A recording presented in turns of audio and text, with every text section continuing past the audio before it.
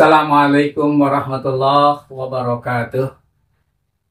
Bismillahirrahmanirrahim. Nahmadullah haqqa hamdihi wa nashkurullah haqqa syukri. Amma ba'du. Para pecinta channel Sudut Dakwah Islam yang insyaallah senantiasa dirahmati Allah. Alhamdulillah pada hari ini kita tampil berbeda dari yang biasanya.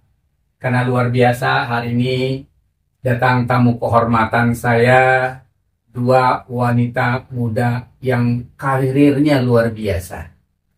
Yang pertama Ibu Yuna dan kedua Ibu Rizka. Assalamualaikum Ibu Yuna. Assalamualaikum Ibu Rizka. Waalaikumsalam. Luar biasa, dua tamu kita ini adalah wanita-wanita karir yang luar biasa. Masa mudanya tapi sudah memiliki karir yang begitu hebat.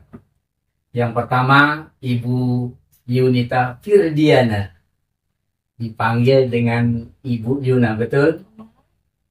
Juga ada panggilan bahasa Jepangnya Shinsei ya? Oh, kan gitu Pak Ustadz. Oh iya, apa tuh? Shinsei kan buat orang yang ngobatin tradisional Cina. Oh gitu.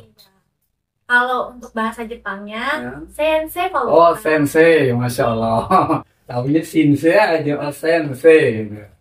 Jadi bisa dipanggil Ibu Yuna, bisa dipanggil Ibu Sensei. Nggak pakai ibu, sensei. Oh sensei aja. Contohnya Yuna sensei Pak Ustadz. Yuna sensei. Dengan Ibu Rizka, Rizka apa namanya? Rizka Indah Lestari Pak Ustadz. Rizka Indah Lestari. Waduh, indah namanya, rupanya wajahnya. Baik, kita akan coba dengan Ibu Yunita Firdiana. Beliau adalah wanita karir yang di usianya masih sangat muda. Berapa usianya, Bu Yuna? 26 tahun. 26, masalah belum setengahnya dari usia saya. Tapi kalau saya lagi dekat, kayaknya saya juga ketarik mudanya gitu. Ya. Beliau adalah seorang wanita muda yang di usia mudanya sudah paham bisa berkomunikasi dengan 5 bahasa ya. Masya Allah, 5 bahasa bisa.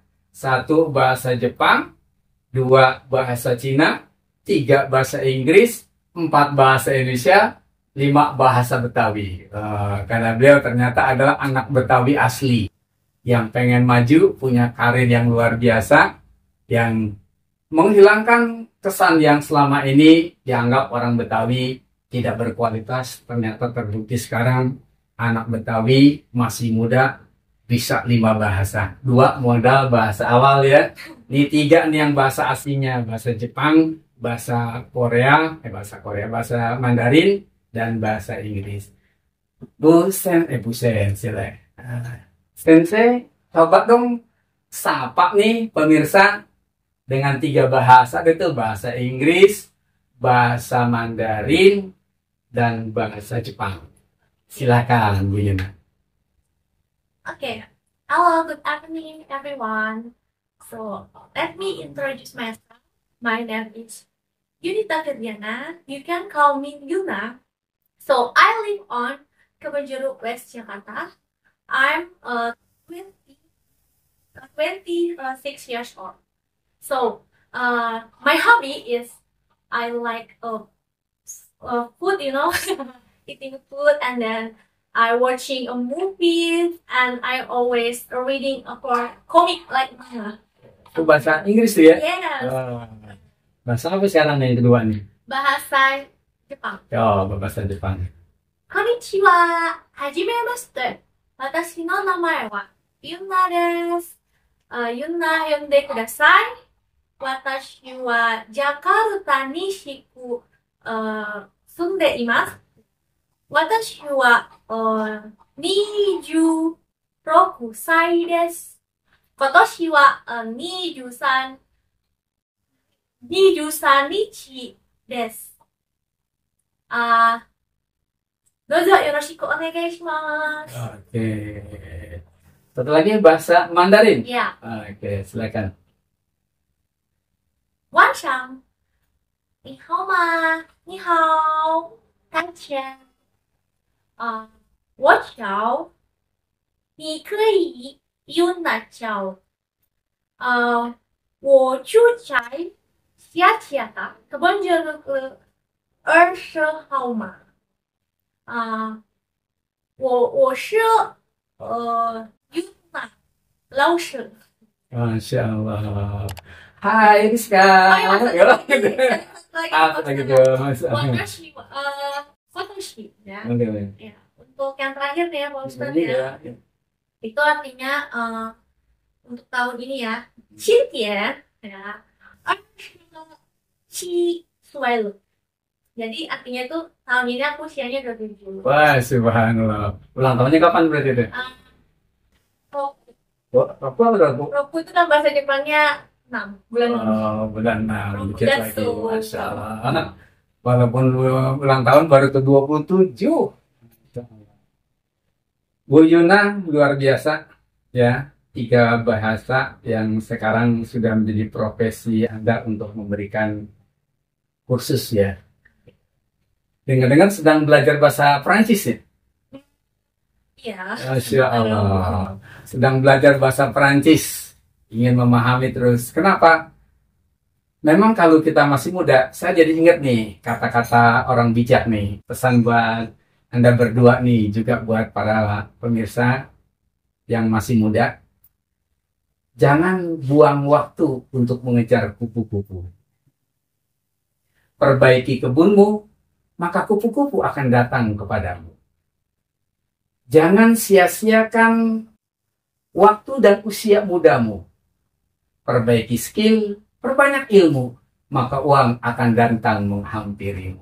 Masya Allah. Ini pesan yang diberikan oleh orang bijak ini. Jadi kalau kita ini jangan sampai buang waktu buat ngejar kupu-kupu. Kita perbaiki aja kebun, kupu-kupu akan datang. Artinya, jangan sampai kita sia-siakan di usia dan masa mudamu nih. Perbaiki skill, perbanyak ilmu, duit akan datang kepadamu. Kan? Ya, jadi kan kalau karir sekarang yang udah luar biasa ini udah terasa kan, uang hadir, ya, uang datang, nggak usah lagi repot-repot mencari pekerjaan, pekerjaan yang akan mencari kita. Nggak usah repot-repot lagi mencari uang, uang lah yang akan datang menghampiri kita. Betul Bu Yana, gitu ya, Bu Rizka ya. Sekarang Bu Rizka juga, Masya Allah, sebagai apa nih? Silakan disapa pemirsa, perkenalan sekaligus apa sih profesinya sekarang Ibu Rizka? Silakan Bu Rizka. Perkenalkan, nama saya Rizky Lestari. Saya sebagai aktif, saya di bidang bisnis perdagangan. Kuliner? Ya. Wah, sebenarnya. Masih muda. Usia berapa Bu Rizka? Wah, 25 lebih muda lagi. Sebagai guru produktif, buka bimbel juga ya. Buka bimbel, termasuk ada bisnis kuliner. Bayangkan masalah masih muda sudah sekian. Kalau saya baca di kurikulum vitae-nya, Ibu Yuna ini kelihatannya banyak sekali nih karir yang sedang digeluti. Tolong ceritain dong apa saja sih karir yang sedang digeluti sekarang Bu Yuna. Baik, terima kasih Pak Jun. Gabung bersama dengan sudut dakwah Islam ya, saya sangat senang bisa memberikan narasumber dalam acara ini. Karir bahasaan ya, istilahnya linguistik Pak Ustaz. Di mana saya sedang menggeluti itu bahasa Inggris dan juga Jepang. Dan terkadang saya juga mengajari anak privat Mandarin. Ini untuk kebutuhan speaking. Kalau kita kenal namanya Tuanghua. Tuanghua itu adalah dimana kita praktis setiap hari dengan menggunakan bahasa Mandarin sesuai kehidupan sehari-hari. Nah, kalau Jepang ini Pak Ustaz, saya biasanya mengajar untuk tingkatan JLPT N4 Pak Ustaz, dimana diprioritaskan bagi siswa yang ingin belajar ke Jepang. Oh, subhanallah ya. Jadi kalau kita mau ke Jepang itu kan kita harus punya sertifikasi Pak Ustaz. Ya. Ya, sertifikasinya itu JLPTN. Kalau untuk SSW itu seperti skillnya, soft skillnya. Misalnya nih, ada seseorang yang mau dia ingin kerja pakai jalur TSK itu mandiri atau Toku Teginau misalnya engineering dengan dikontrak dengan perusahaan Jepang 5 tahun. Nah itu minimal dan punya SFW ya. Jadi kayak skill certified worker, dimana ini soft skill yang kita geluti. Contoh misalnya kayak pertanian, perikanan, perhotelan, dan lain-lain. Ada juga pengolahan makan. Nah, apa saja sih Pak Ustadz prioritasnya? Untuk yang mau kerja ke Jepang nih Minantang, kalian wajib banget mempunyai JLPTN 4. Kalau mau bekerja ya dengan jangka yang long term ya Pak Ustadz ya, itu harus punya JFT A2 paling basic ya K2-nya dan punya SSW. Ada lagi driver. Oh, driver. Jadi Pak Ustadz suka nyetir gitu ya sampai Jepang. Masya Allah. Luar biasa. Sahabat sudut dakwah Islam, paparan tadi karir yang digeluti oleh Yuna atau Sensei, ya. Yuna Sensei. Beliau bukan hanya sekedar memberikan materi terkait dengan mereka ingin memperdalam 3 bahasa baik Jepang, Mandarin maupun bahasa Inggris. Oh, ya. Beliau juga aktif di sebuah lembaga yang bisa menyalurkan dan membantu mereka orang-orang yang ingin tenaga kerja di Jepang. Iya, benar. Juga pembekalan bahasanya. Ya tentunya ini menjadi sebuah peluang juga ketika mungkin para pemirsa ada ketertarikan dan keberminatan baik untuk berlatih ketiga bahasa ini ataupun juga ada keberminatan untuk menjadi tenaga kerja di Jepang. Ya nanti bisa berkomunikasi lebih lanjut setelah ini. Baik Ibu Rizka, gitu ya. Bu Rizka selama ini samping menggeluti kulinernya apa saja nih Bu Rizka? Kulinernya ada makanan, terus makan nasi sederhana ya Pak Ustadz ya. Pak Ustadz misalkan kayak nasi yang macam, terus juga Masya Allah ya, luar biasa ya kedua paparan terkait dengan karir yang digeluti kedua anak muda ini. Ada tambah lagi silakan. Jadi kalau ada yang mau ngambil TOEFL ya mau untuk Inggris itu biasanya skornya itu harus 450 nih Pak. Nah itu diperuntukkan cari kerja ya Pak. Looking ya job ya, apply job gitu kan. Terus yang kedua buat nanti kalau kalian kerja mau ke Australia ataupun ke Amerika, itu nanti yang berguna adalah TOEFL EITP atau IELTS. Nah, jadi IELTS itu adalah kemampuan bahasa Inggris ya secara berlatihan sehari-hari itu diprioritaskan untuk bekerja di negara-negara Eropa, Pak Ustaz. Yang dimana mata uangnya itu pakainya sterling dan euro. Baik, buat Anda berdua, saya mungkin sedikit mau nyisipkan pesan.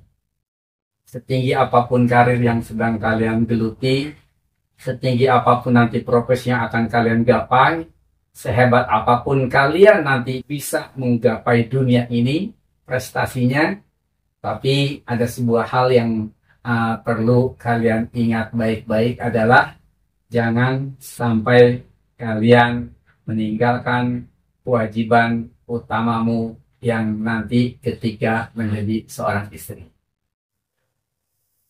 Ya, apa saja sih kewajiban seorang istri? Kan nanti mau berumah tangga dong, pasti. Kan nanti akan punya anak-anak dong, pasti. Kodratnya wanita kan juga kan harus mengurusi rumah tangga. Walaupun dalam Islam, silakan diperbolehkan untuk berkarir. Silakan wanita untuk bertebaran di bumi Allah untuk mencari rizki yang Allah berikan. Toh sejarah pun membuktikan istri dari Rasulullah Muhammad SAW, siapa istri Nabi Muhammad? Siti Khadijah. Beliau kan terkenal sebagai saudagar kaya, pedagang kaya, profesi sebagai pedagang, ya kaya. Tapi kemudian harta kekayaannya dipergunakan untuk mendukung dakwahnya Rasulullah Muhammad SAW. Dan banyak-banyak lagi profesi wanita yang mungkin di masa Rasul ketika di zaman peperangan mereka yang bertugas sebagai perawat dan sebagainya. Artinya dalam Islam seorang wanita diperbolehkan untuk menggali rezeki yang Allah sebarkan di muka bumi, tapi dengan catatan tadi tidak boleh meninggalkan kewajiban yang esensial sebagai seorang wanita ketika berumah tangga nanti adalah kewajiban sebagai seorang istri atau seorang ibu. Apa saja sih diantaranya? Satu, pertama yang harus kalian ingat adalah ketika nanti kalau kalian sudah berumah tangga, punya suami, maka kalian bekerja harus dengan izin dan ridho suami. Tanpa izin dan ridho suami, tidak boleh kalian bekerja. Jadi kuncinya nanti ada pada suami. Ya, maka sebelum menikah nanti bicarakan dulu sebelumnya. Bang, saya ini kan termasuk wanita karir, punya prestasi di bidang kerjaan. Saya pengen nanti kalau sudah menikah, abang tetap izinkan aja dong bekerja. Kan sayang kalau ditinggalin. Apalagi kan juga untuk membantu ekonomi rumah tangga kita. Ada pembicaraan sebelumnya. Jangan sampai nanti tidak ada pembicaraan setelah menikah, suami saklek karena mungkin cemburuan. Jangan keluar rumah.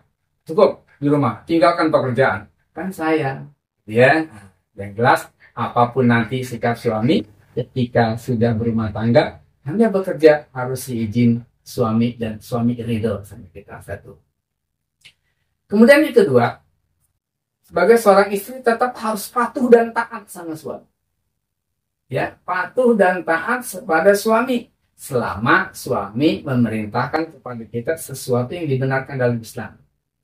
Kalau suami memerintahkan kita sesuatu yang sudah menyimpang dari Islam, la ta'atal makhluk fi maksiatil khaliq. Nggak ada ketaatan jika perintahnya untuk maksiat kepada khaliq. Walaupun itu dari suami kita. Ya, dua. Kemudian yang ketiga, tolong diingat nih sebagai pelajaran buat kalian berdua. Kalau nanti kamu sudah berumah tangga, sekarang kan mungkin kepatuhan dan ketaatan kamu kepada ibu dan bapak. Tapi ketika nanti sudah punya suami, kepatuhan dan ketaatan yang nomor satu adalah harus kepada suami. Kalau sekarang ridhonya ada pada orang tua, kalau nanti sudah punya suami, keridhaan itu ada pada suami. Maka harus pandai-pandai mencari ridho suami. Ya. Keempat, harus pandai menjaga kehormatan diri dan keluarga. Tuh, sebab kan sekarang kan terkadang ada wanita karir yang tampil narsis banget. Wah, istilahnya keren banget, pakai baju luar biasa ketatnya supaya kelihatan modis ya. Saya tengok modis di kantor dan sebagainya. Sementara ada rambu-rambu secara syariat mana pakaian yang boleh dipergunakan oleh seorang wanita muslimah ketika dia keluar rumah. Di antaranya tidak ketat, tidak transparan, tidak memamerkan aurat, tidak buka aurat, ya, tapi tutup aurat. Itu harus diperhatikan. Sebab ketika kita keluar bekerja, ya walaupun suami mengizinkan, tapi ternyata kita tidak bisa menjaga kehormatan, namanya kita tidak amanah sebagai seorang istri yang sudah mendapat izin dari suami untuk bekerja. Dan beberapa hal lagi yang mungkin perlu kalian pelajari terlebih dahulu ketika nanti seorang punya suami dan ingin bekerja, bagaimana seharusnya sebagai seorang istri bekerja. Ada pertanyaan sebentar dari situ? Bagaimana nih Pak Ustadz ya hukumnya kalau seandainya seorang wanita karirnya lebih cemerlang daripada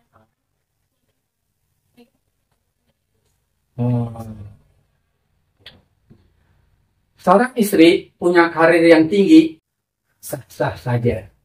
Seorang istri punya penghasilan jauh lebih tinggi dari suami, boleh-boleh saja. Karena rezeki Allah berikan kepada sebuah rumah tangga bisa lewat suami, bisa lewat istri, bisa lewat anak. Ya, itu namanya rezeki. Akan tetapi yang harus menjadi perhatian kalian berdua adalah setinggi apapun profesi kalian, setinggi apapun karir kalian, sebanyak apapun penghasilan yang kalian dapatkan, tetap kalian harus patuh kepada suami. Dan ketika kita sudah berumah tangga, maka apa yang kita hasilkan itu adalah uang bersama. Apa yang suami hasilkan itu adalah uang bersama. Ya, jangan sampai ada istilah uang yang dihasilkan suami adalah punyaku, uangku adalah uangku. Jadi mengklaim menguasai harta itu yang tidak dibolehkan. Kenapa?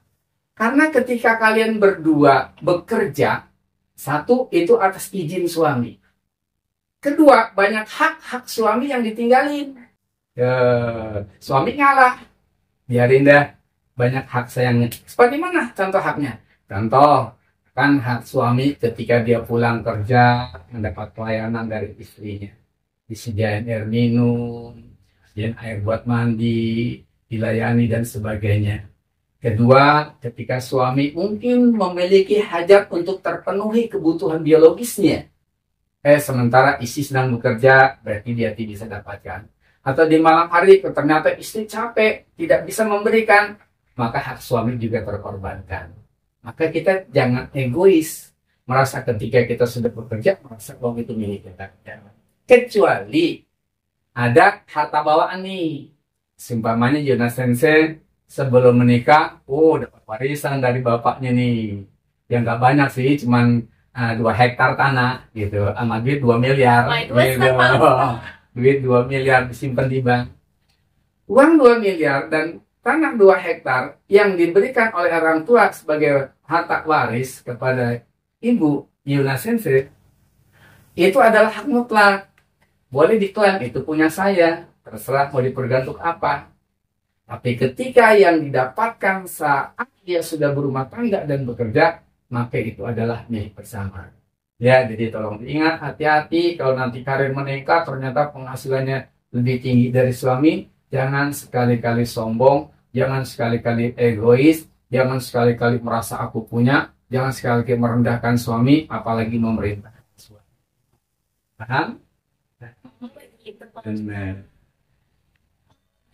Maksudnya, kalau misalnya nih ya, ada hak dan kewajiban suami istri itu maksudnya dalam pandangan Islam ya, terutama dalam mencari nafkah. Gimana kalau seandainya seorang suami nih Pak Ustadz sakit, sehingga dia lalai dalam mencari kewajibannya ya, nafkahi keluarganya nih, sehingga si istrinya ini harus berjuang sendirian.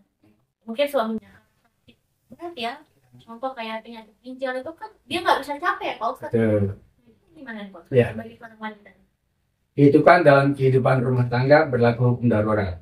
Ya, di mana seorang suami yang seharusnya dia menjadi tulang rumah tangga yang mencari nafkah ternyata uzur karena sakit, karena yang tidak lagi memungkinkan dia bekerja. Bukan berarti dia tidak mau bekerja, bukan berarti tidak mau mencari nafkah, tapi memang kondisi yang tidak memungkinkan dia bekerja. Dalam sebuah kehidupan rumah tangga harus ada saling mengisi segala kekurangan yang ada. Kekurangan yang ada pada suami, istri wajib menutupi. Ketika seorang suami mungkin memiliki kekurangan karena sudah tidak lagi bisa bekerja, istri silakan boleh menutupi kebutuhan itu untuk mencari nafkah, asal kebutuhan rumah tangga itu bisa terpenuhi. Jadi maksudnya ada kompromi ya Pak Ustadz ya sebelumnya. Ada komunikasi yang efektif. Oh begitu. Kira-kira Pak Ustadz punya tips ya? Yang di rumah nih maksudnya gimana sih supaya tidak ada yang namanya kecemburuan. Biasanya kan kayak banyak Pak Ustadz ya suami-suami di luar sana kayak gini, karirnya bagus, tapi suaminya maaf kayaknya di bawahnya kayak ojol atau apa gitu. Sehingga kan pasti banyak Pak Ustadz ya menimbulkan produk kontrak dan beberapa pandangan-pandangan ya yang membiarkan wanita tuh kesannya sepertinya akhir zaman. Gimana Pak Ustadz? Nah, inilah yang harus dihindari. Fenomena yang terjadi memang sangat banyak. Ketika ada seorang suami yang mungkin bekerja hanya sekedar pekerjaan yang biasa saja, yang penghasilan sedikit, sementara suami lebih tinggi, itu bisa terjadi ketimpangan yang bisa saja menyebabkan si seorang suami ini merasa minder dan sebagainya. Sementara di satu sisi, seorang istri merasa egonya tinggi, merasa super dan sebagainya. Disinilah perlu adanya sebuah komunikasi. Perlu adanya sebuah saling pengertian. Si istri sebagai seorang istri yang memiliki kewajiban patuh dan taat kepada suami, yang suami itu adalah imam bagi dirinya, dia itu makmum harus mengikuti. Jangan egonya yang dikedepankan. Merasa gue punya duit, lu harus nurut gue. Merasa gue punya duit, lu harus nurut perintah gue. Merasa gue punya duit, apa aja bisa gue lakukan. Nah, di sini adalah kunci seorang istri. Sebab seorang suami pun ketika mungkin punya penghasilan sedikit, lebih sensitivitasnya tinggi, mudah tersinggung dan sebagainya. Seorang istri lah yang ketika punya penghasilan, dia harus tetap merendah. Setinggi apapun gue punya penghasilan, sehebat apapun, suami adalah iman dalam rumah tangga. Gitu. Ya, oke. Selesai itu ada tips terakhir nih buat wanita. Masya Allah, seorang wanita itu paling gampang masuk surga kata Nabi. Saya bacakan hadisnya nih, ya, bacakan hadisnya. Rasulullah Muhammad Sallallahu Alaihi Wasallam bersabda, "Ija salahatul mar'atu khamsah, wa shamat syahraha, wa hafizat farjah, wa ata'at zaujah, hilalah dukhulil jannata min ay abwabil jannati syi'ti." Masya Allah, kata Nabi, jika seorang wanita selalu menjaga sholat 5 waktunya nih, ini sholat 5 waktu gak pernah ditinggalkan, berpuasa 1 bulan penuh dalam bulan suci Ramadan, selalu menjaga kehormatan dirinya, dan dia taat kepada suaminya, maka dikatakanlah kepada wanita itu, silakan engkau masuk ke surga dari pintu mana yang engkau suka. Masya Allah. Jadi 4 tuh. Satu tadi, sholat 5 waktu jangan ditinggalin. Kedua, puasa di bulan suci Ramadan. Ketiga, jaga kehormatan diri dan keluarga kita. Keempat, patuhlah kepada suami. Kalau 4 itu kita lakukan, kata Nabi, silakan kau masuk surga lewat pintu mana yang kau sukai. Baik, closingnya dari Ibu Yuna Sensei, ya, untuk menutup. Oke, jadi kesimpulannya sepertinya Pak Ustadz, Ya. mohon dikoreksi kalau salah nih. Ya. Jadi sebagai seorang wanita itu Wah, luar biasa istimewa. dahulu ya, sebelum zaman jahiliyah sampai zaman Betul. sekarang ini, Rasulullah sangat memerdekakan Wanita. sahabatnya gitu ya. Nah, pertanyaan saya sebagai seorang wanita ya, Pak Ustadz ya, mungkin kan ada fenomena nih, ada seorang wanita yang rela gitu ya mencari uang nih Pak Ustadz ya, sampai joget-joget di TikTok. Nah, belum lama ini kan saya nonton di TikToknya Pak Ustadz ya, ada orang Malaysia, dia itu seorang content creator. Saya nggak tahu ya, cuman dari percakapannya itu kayaknya suaminya kesel langsung menalak dia. Saya tuh salah talak 2 kamu misalkan gitu. Nah, itu merupakan salah satu kelalaian dari kewajiban dan haknya seorang istri. Itu gimana Pak Ustadz? Nah, justru itu ketika tadi pernah saya sampaikan bahwa satu, ketika seorang istri mau kerja harus seizin suami. Kedua, jaga kehormatan. Kalau dia sudah joget-joget di TikTok memamerkan body dan sebagainya, itu udah maksiat. Ya, seorang suami dia punya tanggung jawab. Perlu kalian ingat bahwa apa yang dilakukan seorang istri, dosa istri ditanggung oleh suami, tapi dosa suami tidak ditanggung oleh istri. Maka seorang suami tegas ketika istrinya tidak bisa dihalalkan, dia malah kemudian mencari uang dengan joget-joget, talak. Hak suami untuk mentalak, karena hak suami untuk mentalak, bukan hak istri. Hak istri nggak punya hak. Makanya kita hati-hati kalau kita mau bekerja, jelaskan sama suami kita bekerja ini. Oh iya, satu lagi Pak. Ada mention dari Instagram nih, Yeah. Pak Ustadz gitu ya. Gimana kalau ada seorang wanitanya yang taat sama suami, Ya. tapi suami, contohnya Pak Ustadz ya, Ya. kayak wanita ini TKW ya, rela mencari uang ya, membantu si perekonomian suami ya kan, tapi ternyata pas pulang-pulang suaminya selingkuh, Ya. poligami, terus hartanya istri dikuasain tanpa ada komunikasi sebelumnya. Itu gimana Ya. Pak Ustadz? Itu namanya seorang suami yang berkhianat, tidak pandai menghargai jerih payah seorang istri. Yang jelas ketika seorang istri sudah bekerja, pahala untuk dia pasti didapatkan karena dia berjuang untuk keluarganya. Adapun ketika seorang suami ternyata berkhianat, dia berselingkuh, menghabiskan uang, dosa dia tanggung suaminya, dan si orang istri tidak menanggung dosa suami. Apakah seorang istri boleh mengadakan seperti kayak menggugat gitu. Oke, ketika seorang istri merasa dikhianati seperti itu, istri tidak bisa menolak, tapi dia mengajukan gugatan ke pengadilan agama. Dengan bukti-bukti dan dasar-dasar yang menguatkan, nanti pengadilan agama yang menentukan, mengadakan sidang, pengadilan agama lah nanti yang memutuskan apakah pengajuan istri untuk gugatan cerai itu diterima atau tidak. Kalau dasarnya kuat, karena seorang laki-laki berselingkuh dan sebagainya, ketika pengadilan negeri mengatakan jatuh talak, maka betul talak yang diminta atau dibuat oleh istri karena kesalahan suami. Jadi Indah luar biasa, kan mudah. ya, Betul. Tidak ada pihak yang merasa dirugikan. Kalau dirugikan dia bisa mengajukan gugatan. jamin juga ya Pak Ustadz, Jamin. kesejahteraan gendernya ya. Betul. Baik, Yuna Sensei dan Ibu Rizka, pertemuan kita sudah cukup ya. Pemirsa juga mungkin dari dialog ini banyak pelajaran dan hikmah yang kita bisa petik. Bagaimana nanti sebagai seorang wanita ketika berkarir, Islam memang membolehkan dengan catatan-catatan tertentu. Ya, sebagai seorang wanita kodratnya adalah patuh dan taat kepada suami. Ketika dia bekerja juga atas izin dan seredha suami. Ketika dia juga sudah berpenghasilan, jangan sampai ego menyombongkan diri bahwa apa yang dihasilkan adalah mutlak miliknya. Sebab yang didapat oleh suami adalah milik istri, yang dapat istri adalah milik suami. Bersama-sama dalam kehidupan rumah tangga. Indah nanti disebut dengan sakinah mawadah. Saya doakan mudah-mudahan kalian berdua segera mendapatkan pendamping yang terbaik.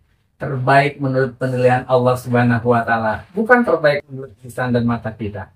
Di mata kita kelihatan baik, belum tentu baik menurut Allah. Mintalah yang terbaik menurut Allah Subhanahu wa Ta'ala. Baik, itu saja. Mari kita tutup sama-sama dengan membaca hamdalah.